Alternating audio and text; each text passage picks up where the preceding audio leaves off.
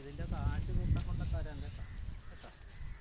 വീട്ടിലോട്ട് ഇതില്ലാതെ ചെല്ലാൻ പറ്റിക്കരുത്. ഇത് കുറച്ച് ദിവസമായിട്ട് അവൾ പറയുകയാണ്, നിങ്ങളെ കെട്ടിക്കഴിഞ്ഞാൽ അന്ന് തൊട്ട് എനിക്ക് കഷ്ടകാലമാണ്. ഞാനെന്ത് ചെയ്തു?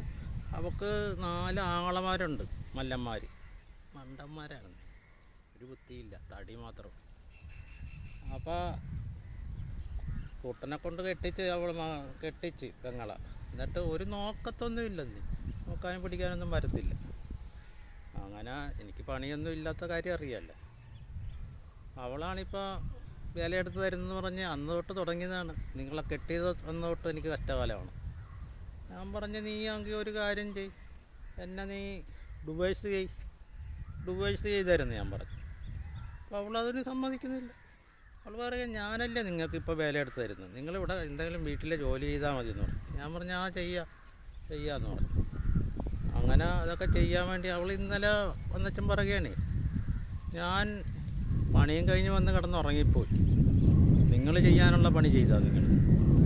അതെന്ത് പണിയാണ്? അതെന്ത് കഷ്ടം. ഞാൻ വീട്ടിലെ ജോലിയെല്ലാം ചെയ്തച്ചല്ലേ ഇരിക്കുന്നത്. അവൾ കഷ്ടപ്പെട്ട് ബുദ്ധിമുട്ടി വന്നച്ചും കിടന്നുറങ്ങിപ്പോകാൻ ഞാൻ പറഞ്ഞു. നീ എന്നിട്ട് ഈ മീൻ ഇറച്ചിയും തിന്നാൻ കാറ്ററിങ്ങിൻ്റെ പരിപാടിയാണ്, കാറ്ററിങ്ങിൻ്റെ.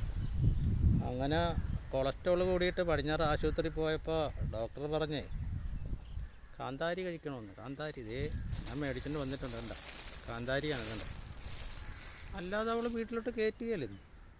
സമാധാനം വേണ്ടേ വീട്ടിൽ, മനസ്സിലായ?